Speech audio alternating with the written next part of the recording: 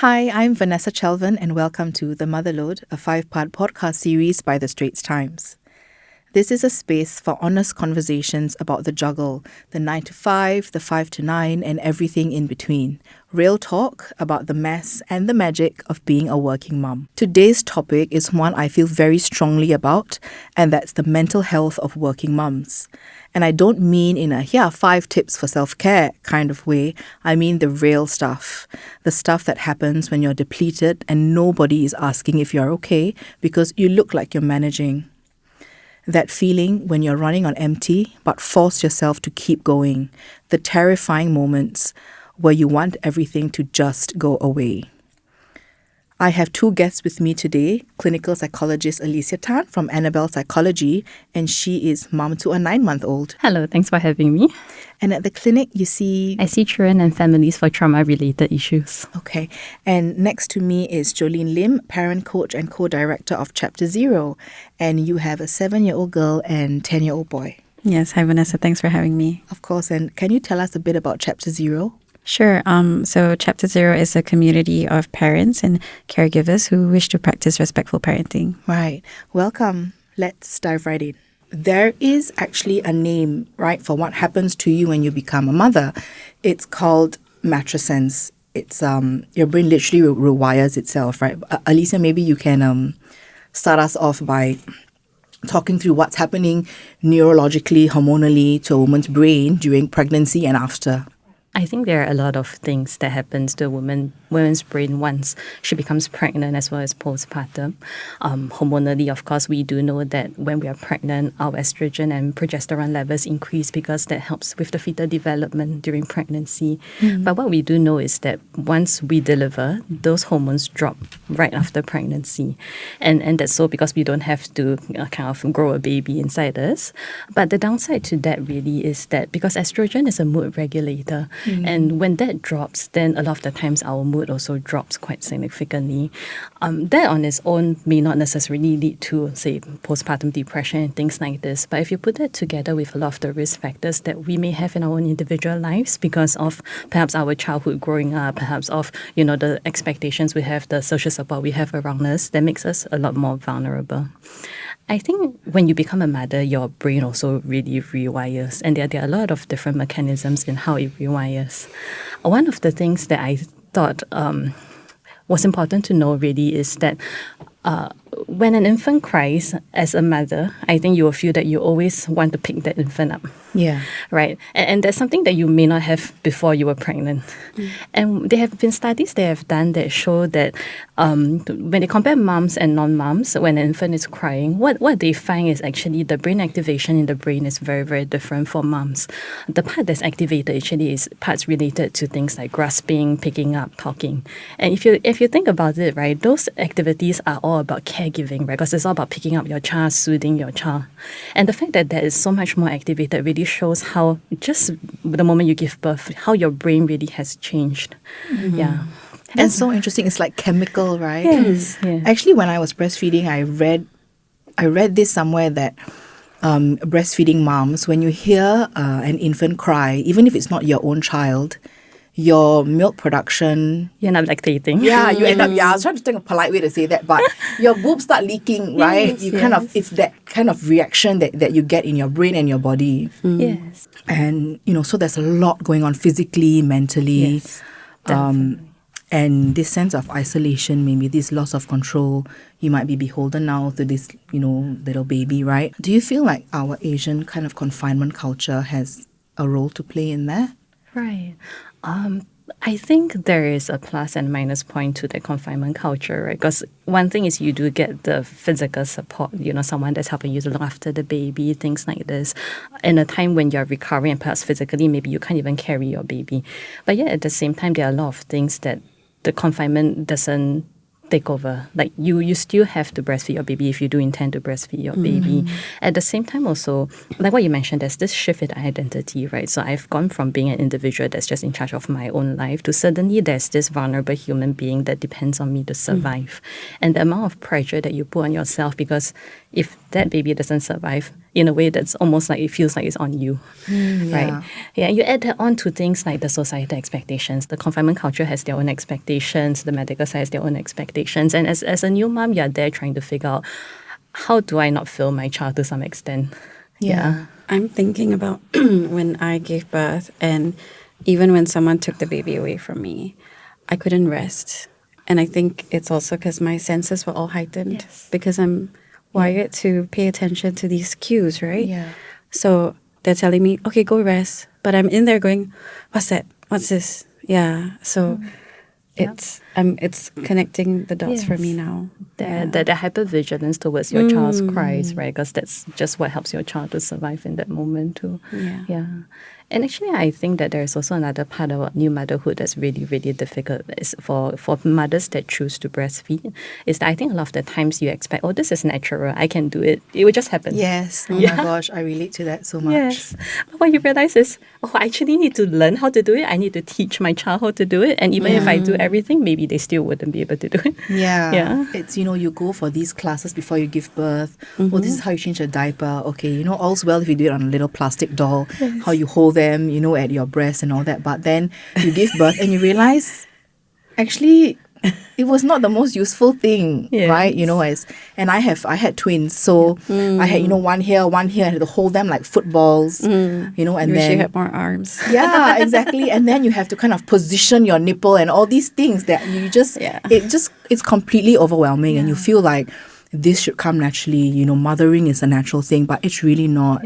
You have to actively kind of learn all these things and get that support. For the both of you, is there or was there a discrepancy between, what you imagined motherhood would be like, roses, butterflies, and the reality of it? It's so messy. It is quite a brutal time. I definitely did not imagine motherhood to be what it is now. And I've gone through so many cycles of this. I can't believe this is happening. From infancy to toddlerhood to, school-going age. I was a zombie for the first 8 months. I remember feeling like I had everything was just foggy. Yeah. And I remember the moment when that fog lifted. I was walking my dog and then suddenly everything became like color, came to life. And I was like, oh my gosh, where have I been for the past 8 months? So that's how learning to be a new mom was like for me, the breastfeeding and just the constant problem solving and all that. And then later on, I didn't expect that I would become a mother having to handle co-parenting. I did not expect that my 2 children would be neurodivergent. Yeah. So it was like, what is one this? Thing after another. What do I do?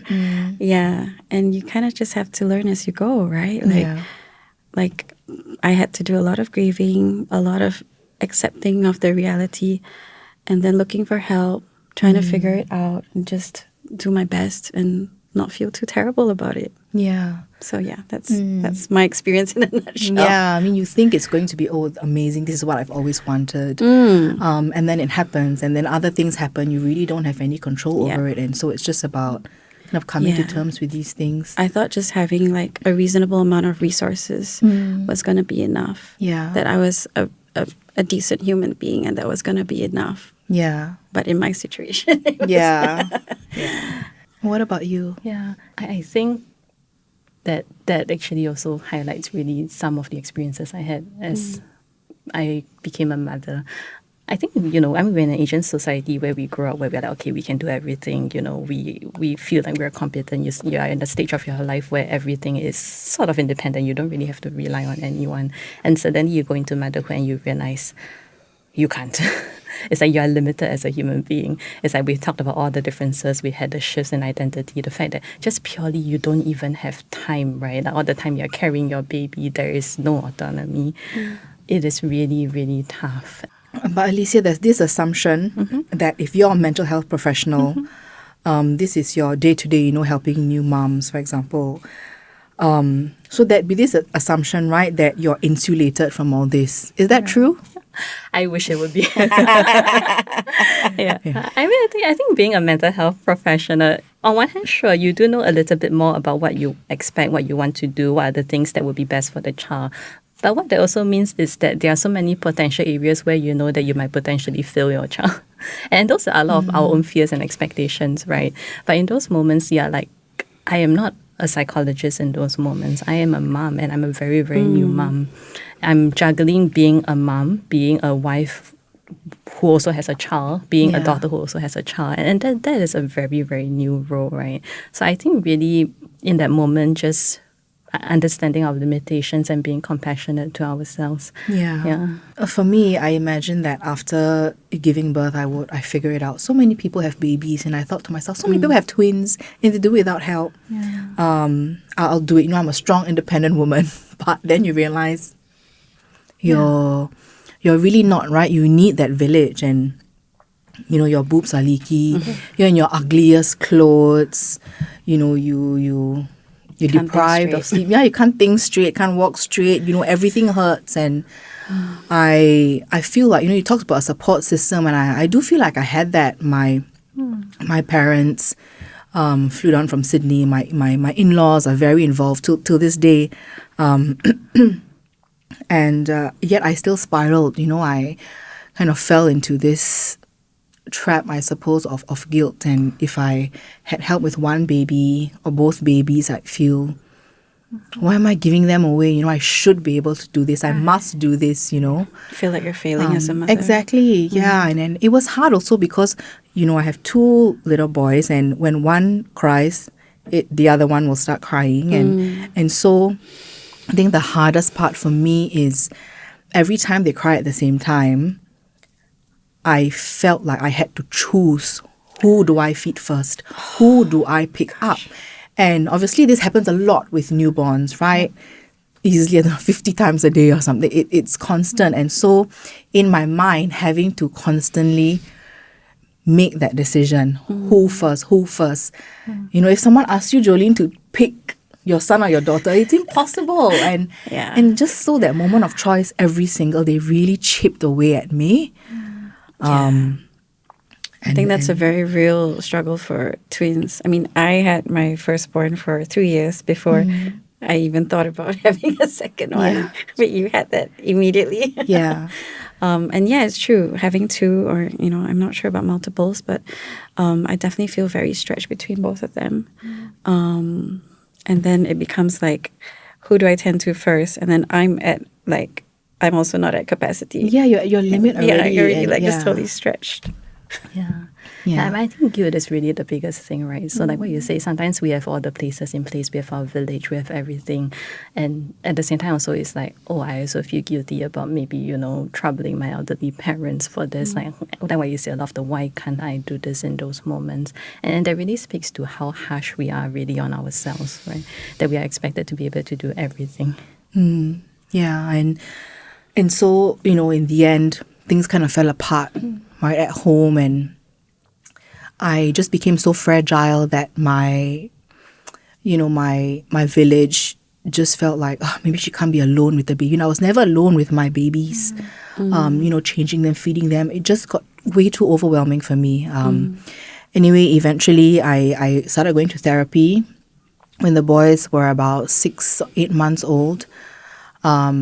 And I was diagnosed with postpartum depression, and I was on medication, sertraline, I think, for about 2+ years. And that was a difficult time, of course. And it's also difficult to admit it, right? To say it out loud, to kind of share this experience on such a public platform. But, that was a very difficult barrier to overcome. This happened, 4 years ago at least, right? They're 6 now, but I still kind of feel like there's a stigma attached to seeking help, to being on medication. Joline, we've talked, previously a little bit about, yourself. You've been to therapy as well. What was that like for you? Thank you for being so vulnerable as well to share and do this podcast and help other women understand that,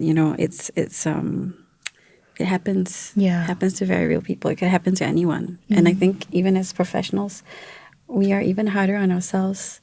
And even therapists need therapists, right? Definitely. I was asking her earlier, like, how does she get the help for... Because the kind of work that you do is so you give a lot of yourself to others, and then you go home, you have to continue giving to your babies, right? Yeah.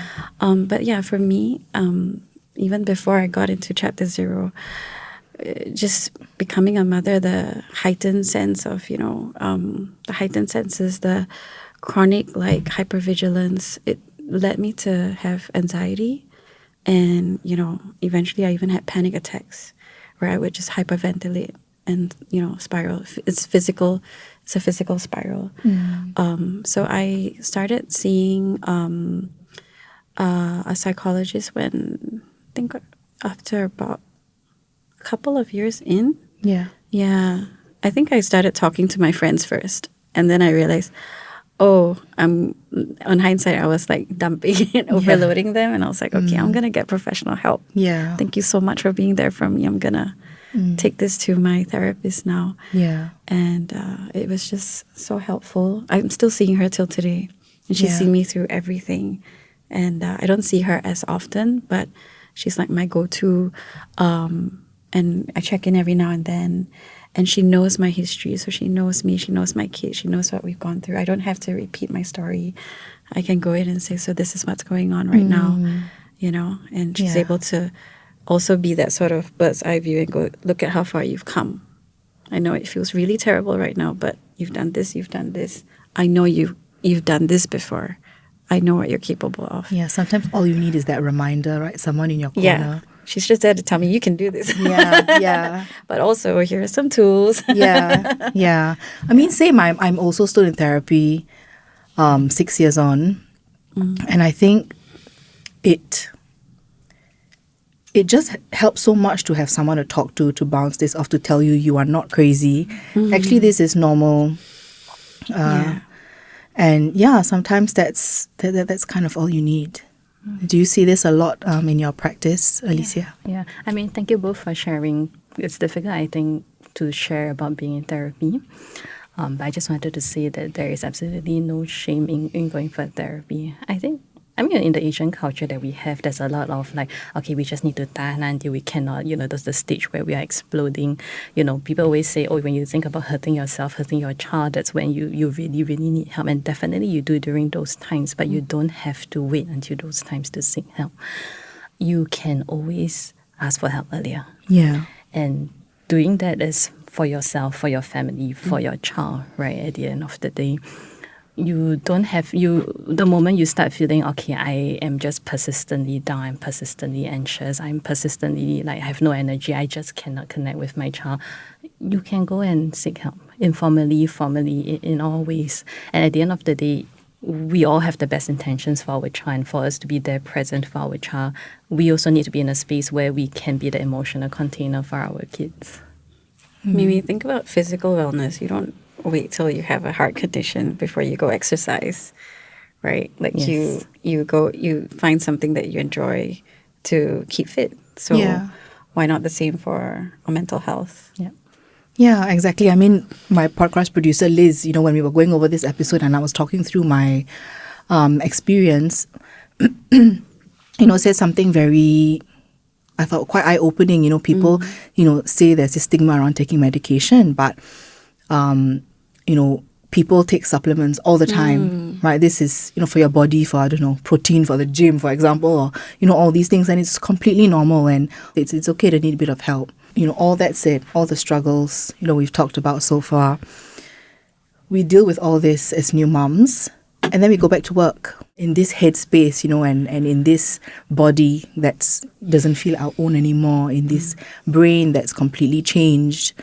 And your identity as well, right? You are no longer, for me, for example, I went back to work. I'm not a journalist. I'm a mother, right? First, always. Isn't it tough in your experiences to deal with all this and then go back to work and pretend maybe like everything is okay?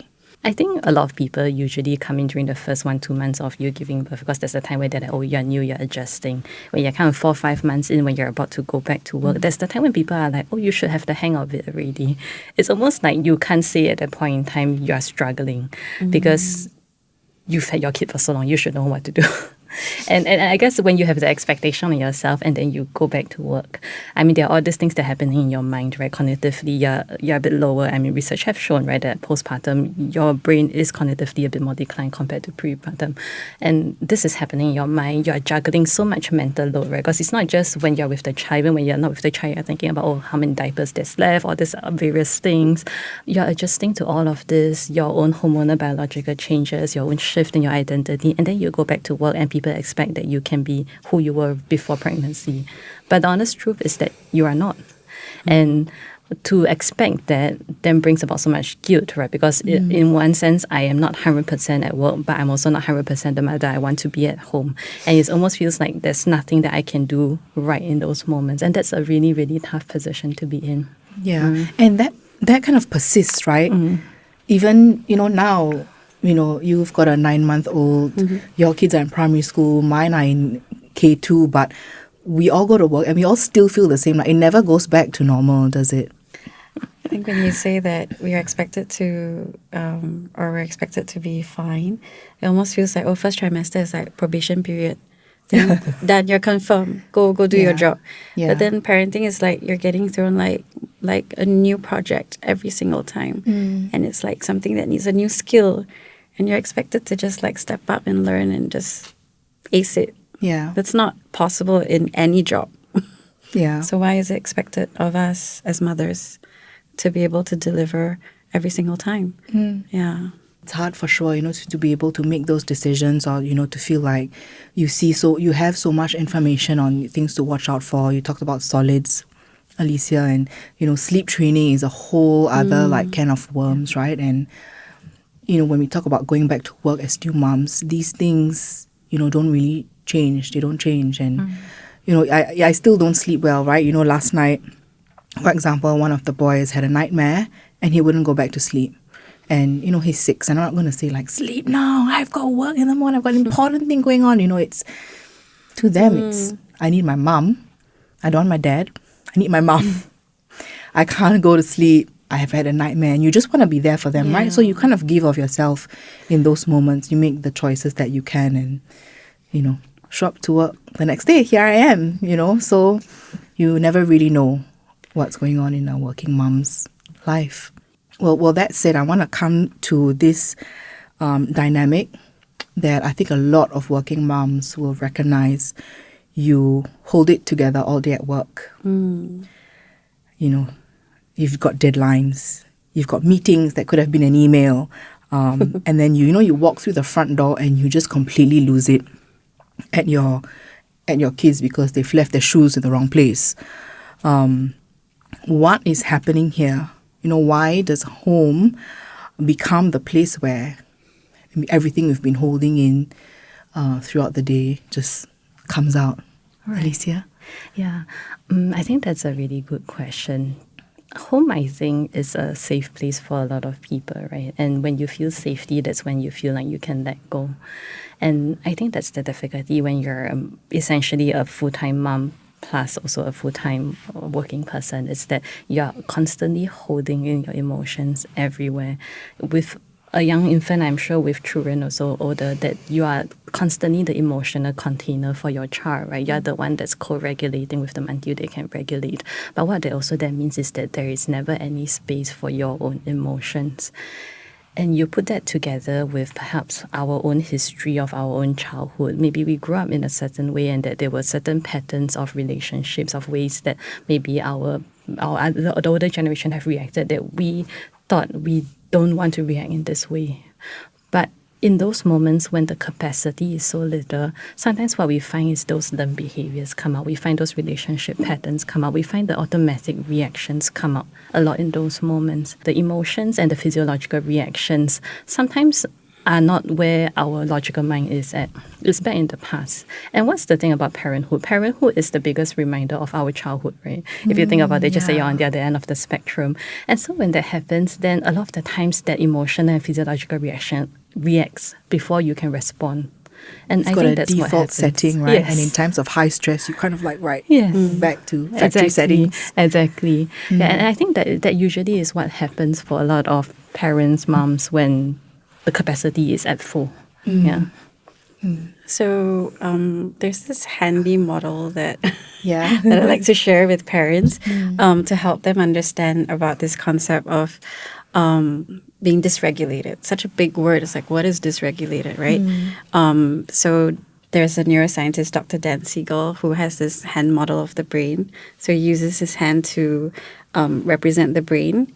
And the four fingers represent the prefrontal cortex, which is your executive function skills, your thinking skills, your reasoning skills, your problem-solving skills. And what happens is when you're overwhelmed or you're feeling unsafe or triggered, your prefrontal cortex goes offline, like you said. And, you go into your fight, flight, freeze, fawn, survival mode, right? So using this hand model is so helpful for us to understand that. And also we can use this with our children. And it becomes like a tool where they can tell us, like, I'm here. I need help. I need help. Or like sometimes my kids say, my hand break already. I'm already like here, like, oh, okay. And here's the thing, right? Like you come home and you, after a long day of work, you're already here. So one small little thing becomes like, and then here's the thing, like when both of you are like this, like kids come back from school, they've also gone through like a whole day of thing. And then you come back and there's no way you can a dysregulated person cannot regulate another dysregulated child. Yeah. So you need to find ways to calm yourself down and then come back. Or now that they're older, we're like, well, we just go back to our own rooms and then we calm down and then we come back together again. So yeah. Yeah, I think that that's a good point, that you have to give yourself some space, right? That there needs to be a bit of space between how you react emotionally versus your actual actions. And I think a lot of therapy actually talks about that how do we try to navigate that space for ourselves? How do we try to expand that space for ourselves so that in that moment we don't react? What about those of our listeners with very young children, who can't quite communicate, I need help, or I think this could be my new hand signal for my boys. Yeah, another adult. Yeah. So, how do we help them learn how to regulate or co-regulate? Right. Actually, I think that brings out a very good point, because you're very right that the very young kids, they are not verbal. They can't actually tell you, I need help, right? So I think a lot of the times as parents, sometimes when we're frustrated in that moments, we fall into this pattern where we're like, oh, you're intentionally trying to do something to piss me off. Yeah. But actually, if we think about it from the perspective of perhaps they do not know how to communicate to us, and so their behaviors are a way of communicating, then that is where as parents we can then go, okay, if you're trying to communicate, what are you trying to communicate to me? And the role of the parent then can to be, let me help you to verbalize that. Depending on the age of the child, but it could either be that I respond to that communication so that your needs are met and it's safe, or it could be that let me reflect to you what I think you are feeling, so that then you also learn the words to be able to tell me how you are feeling. Both of you have spoken a lot about how our own childhoods come up during parenthood. What I didn't anticipate about motherhood was something like this, right? That, parenting or mothering kind of excavates your childhood. Elysia, maybe, or Joline, even in your experience working with parents, explain, help us understand rather why this all comes up so much. I think I briefly mentioned just now that parenthood is a very big reminder of our childhood, right? Because there are so many things that are happening that just reminds us of our experiences growing up. And it may not be a conscious process where I'm thinking, oh, this was how I was treated or what happened during my childhood. But the emotions, the body remembers it. And so a lot of the times you find, even if I'm not intentionally trying to think about it, it comes out and I react in those moments. So I feel like a lot of the times it's like what you mentioned, to be able to pick and choose, you need to be able to be aware of what your patterns are.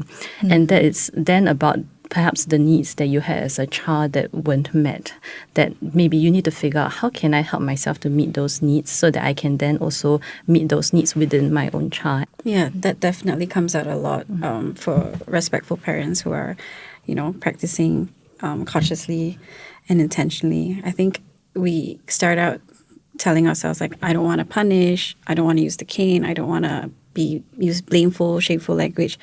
But then when you flip and then everything comes out, and then like, and your body goes into fight mode or something, right? And then I think we draw reference from how we were raised, and it just becomes instinctive. Like, back then when I did something, I spilled something on the floor, I was scolded or I was hit. And I was told about like wasting food or something like that. And all these internalized beliefs that were, ingrained in us just come up. Yeah. And so it does take effort and time to pause and go, but that's not what I want to do here. I love how you use the word, it's instinctive. And Elysia, you said it's unconscious. It really, sometimes you grow up and you in that moment you think, when I have kids I will never do this, but then now I'm parenting, something happens and I open my mouth and my mother comes out, like, I love you mama, but sometimes you just think, this is not what I want to pass on. You laugh at yourself after, but in the moment you just think, oh my God, And I'm trying to reparent myself with my parent right there next to me. Like, I live in 3 generations in one home, right? So there's also that sandwich generation aspect. It does take a lot of effort. And I also find that when I'm in the process of reparenting and giving my children what I didn't get, and then my inner child goes like, you don't know how lucky you are that she's being so understanding to you. I never got that. And then so I start feeling resentful almost sometimes. And then I have to go like, I need a moment. I need to go and cry for myself and, just sort of let it out and grieve and just acknowledge that, hey, I didn't get that as a child. And that was really hard for me. And, but this is why I know it's important and I want to do it for my kids. Yeah. But I have to process that either on my own or with somebody else, a therapist or a friend. I can't do that with my children. Yeah. You talk about reparenting, and can we go into that a little bit? What is reparenting, and how do we actively, try and become the parents we wish we had growing up? I think a lot of the times it's about having the space to be able to reflect and think about what kind of parent or what kind of person you want to be, right? And then also looking at how aligned are my actions to those values that I do have. But at the same time, I also want to point out that especially, motherhood in general is also a time where we don't have a lot of capacity. So to feel like you want to, almost like fix it all may not be possible or realistic for all of us. So I think a lot of the times it's just in those moments recognizing, the patterns that I have, the words that I say that I'm like, usually I wouldn't be saying that. Maybe in that moments where I'm just so overwhelmed, what do I tend to automatically default to? I think once you have that awareness, then you can slowly start to create space for yourself to make a choice of, in that moment, what is a different way that I can react? And what then do I need for myself in those moments so that I can react, or I can respond in a way to my child that's healthy. So I think this is a process where we're not just talking about how we respond to the kids, but also how do we respond to ourselves and our own needs to be able to do that for our kids. Yeah. I work with parents from all walks of life with all sorts of different challenges, right? And I noticed that some of them are in a season, and myself included, like I noticed that sometimes I'm in a season where I'm just in survival mode. There's no learning that can be done, no processing, just trying to get through the day, the week, the month. And so in that moment, I guess I'm reflecting on how I receive compassion from other people, right? They are almost nurturing me, that village, that nurturing village that I built for myself and set up for myself. And then when I'm in a season where I have more capacity, when I have more space and willingness, I can go into a bit more reflection and intention and inquire about, okay, why did that come up for me? Why did I have those thoughts? What were the beliefs that were ingrained in me? What are my values now? What do I want to impart to my kids? And, what are the skills and tools that I need to learn? And I think we flow into these different seasons. Do you find that for yourself as well? Yeah, for sure. Some days you're in survival mode. Like you said, like if I'm stressed after a long day at work, No learning will be done today, right? Or, we've clocked off, but just crash. you don't have like the mental capacity to think so much or to think, oh, what am I feeling in this moment? And so do you guys have tips on how we can get ourselves in a good enough place to respond to ourselves, what we need, and to our children? I think we've spoken quite a bit about having the village, and I really think that it's a very, very important part. I think a lot of the times moms feel like they have to do everything all the time, and even when you have that help, you find it very, very hard to let go in those moments.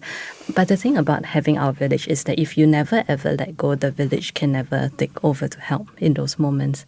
And so I feel like a lot of the times it's about being able to lean in. So I'm very lucky that I have parents who are able to help. I have a very hands-on husband that's able to help. I also have a sister who just gave birth not too long after me. So I think just knowing that I can lean on them sometimes, that there are things that, I can talk to my sister about, where like, oh, actually, I'm not the odd mother, it happens to all of us. I think that really helps. Yeah, with that. Yeah. I think stepping away and taking some time to regroup and reset is so important, especially when you're struggling and you're drowning.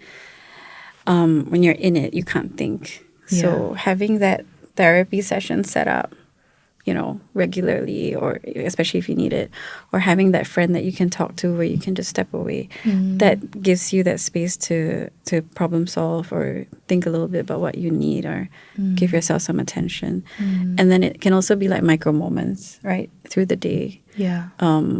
When you go to bed, you're going through the whole day.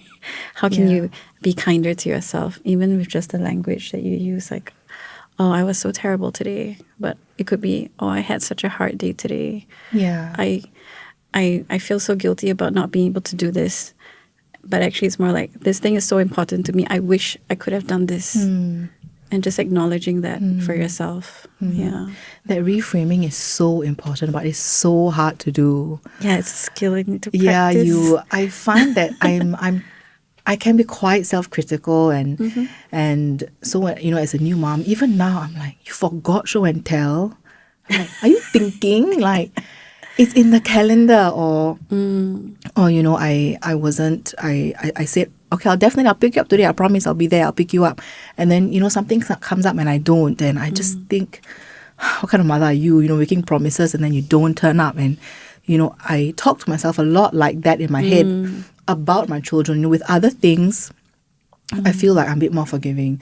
But when it comes to my kids, I feel like, wow, I will not accept anything but the best, of myself, of others. And so, Elysia, when you talk about the village and letting go, I found that very difficult to do. I still write lists for my husband, for my helper, for my in-laws. I used to write down wake window, what time to what time, and then you have to start putting them down at this time, or temperature of the milk. I just used to be a nightmare. So it's also, having the village is one thing, but letting go it's such an important piece of it. I stopped work when they were really young, and then when I had my number two, and I'm getting back into work now. Yeah. So I think I have no regrets about making that decision for myself, especially knowing now that they were neurodivergent and that those early years are so important for foundation setting and connection building. And so now that I'm working more and they're needing to be okay with me not being around as much. It's a test of the the secure connection, right? Yeah. And then it's also a test of like the family at home and how they're handling the children without me. And I was sharing like this morning, I was telling them like, it's not helpful when you're calling me so much when I'm at work, because then it takes me out of that headspace. I need to be there to support other people. And then it just makes me feel terrible that I can't be there to support her. So can you try your best and only call me if it's an emergency, like a medical emergency?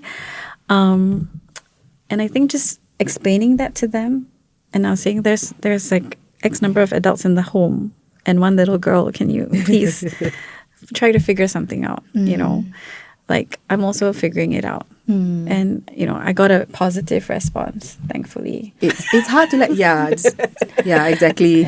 And is this because we're a nation of type A people, must be the best at everything? I think there's so many expectations we have of ourselves. Society expects of us. It's almost like it feels like we are being selfish if we let go a little bit, right? Yeah, but I think also on the other side of things, we always think, oh, this is just about us having some space, but it's not just about us, because a positive emotional state for a mom is also linked to the child's well-being. There's this idea about interpersonal neural connectivity, and it's the idea that the mother and the baby's brainwaves actually synchronize. And the more positive emotional state the mom is in, the more that brainwave synchronizes. And what does that mean? It's not just about the baby's ability to, say, learn emotions. It's also about their receptivity in being able to learn, to grow. So I think we need to also think from a perspective that when we are protecting our emotional space, it's not just about us. It's really how then we can be present and there for our child and for our family also. Yeah. Back to this letting go bit, just occurred to me, how do we learn to let go? What are some baby steps? How do we work towards getting there? I think maybe the first step is making the decision that you are allowed to let go. I think once you have made that decision that you're allowed to let go, then the rest of it is a learning curve. We don't have to immediately be okay, right? But we can slowly train ourselves. Maybe 5 minutes in the room, leave the baby to cry with dad, for example.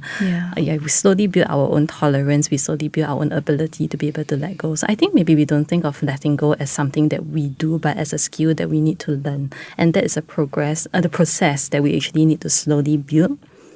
And it is okay if there are times we find it difficult to let go. And that's also being kind to ourselves, that we don't always have to get even this letting go right all the time also. Yeah. What do we need to be doing for ourselves more consistently so we're not running on empty all the time and taking it out on the people we love the most? Is it okay if I go back to the question about working moms and not prioritizing? Like, I feel like we've, as women, we've also come into a space where it's all about empowerment. And it almost feels like we're overcompensating for it. And that's not fair. Like, I think we should look at how we can be empowered, but then not burn ourselves out in the process. Yeah. It's an evolution. It's a transition that we're all in right now. So I do feel that has a big part to play. Like, it's almost like we're being told you can have it all, which means you have to do it all. Yeah, when we can't. And not fail. Yeah. Actually, I thought it would be a good time to bring up a statistics from the US that actually I think really shows how much we're doing. In the US, they did a study that basically found that millennial parents as a whole are caregiving much more than boomer parents. And even for millennial dads, what they found is millennial dads even spend about equivalent amount of time caregiving as boomer moms. So if you think about that, that is how much parents nowadays are really putting into their children. And no wonder people are burning out. No wonder people are struggling. Yeah. Maybe it's time to bring dads into this and supportive family members. Sometimes dads, family members want to help, but they don't know what we need. And in that moment, we're just way too depleted to explain it. And sometimes when they help, it seems quite counterproductive also. And so my question to you is, what does useful help look like, and how can, both parties, mums and family members, navigate this? Yeah, perhaps before we even talk about how dads can support, I thought it would also be important to say that postpartum depression is not something that's only in moms. Dads can also get it. And the hormonal changes that moms feel, dads have their own equivalent things like a drop in testosterone levels to help with child bonding that can also impact on their mood. So I think we'll maybe recognizing dads are going through their own adjustment period too. Together with that, I also think is that when we want support, we don't in the moment, in crisis, try to figure out what are the boundaries of our support. Because in those moments, you're not thinking, you just want to react in those moments. I think a lot of the times is being able to, before that, really talk to your village, your dad, your mom, whoever it is, on what the support looks like for you, right? So it could be even things like as simple as I'm not keeping track of the diapers you're doing there. Or it could be simple things as, okay, when she's crying, maybe for the first 10 minutes, you deal with it. I think once you set those boundaries in place, then it makes it easier for them to come in. But of course, there are going to be differences, right? Different generations have different ways of parenting. Some of these are also habits, things like this. And then it's about a continual conversation. So I think very similar. A lot of the times, I think what moms struggle with is I ask for the support. It's not what I want. Forget it. I do it myself. And I just always do it, right? Again, I think if we again reframe this as this is again another skill we need to learn, right? Then it's a skill as a family unit, be it with your dad or with the bigger village, that you need to teach and you need to improve. And at some point in time, their inputs will also come in and that will also change how you view, how you want your support to be like. Yeah, so I think it's a process to learn together as a family unit. Before we close, I wanted to ask about the signs that something is more than just hard. There's this feeling that motherhood is just tough. It's normal. It's normal to be feeling this way. But that can become a reason to not look too closely at what is actually happening. What are the things that should make someone say, I think I need more support than I've been getting, and to recognize where the cliff edge is, without falling over it? Yeah, I think a lot of things are on the spectrum, and I think that's what you've mentioned, where it's very difficult. So when it's too hard, when it's hard to a point where I need help, right? So I find that a lot of the times what we need to look out for is really how persistent it's staying for us. So for example, if I'm always low, even if I take a break, even if I, 2 hours out, I come back, I am the same. I feel the same hopelessness, the same lowness, the same dread. That's a sign to me, right, that, my resources now are not enough to support what I need. I think also at the same time, if you find, this is really affecting my day-to-day, it's affecting how I care for my child, it's affecting my work, for example. Those are signs that, maybe we need a little bit more. And there is really, really no shame in going in those moments. I need a bit more help. Yeah. And you, Joline, in your work, have you, seen any, what are the red flags?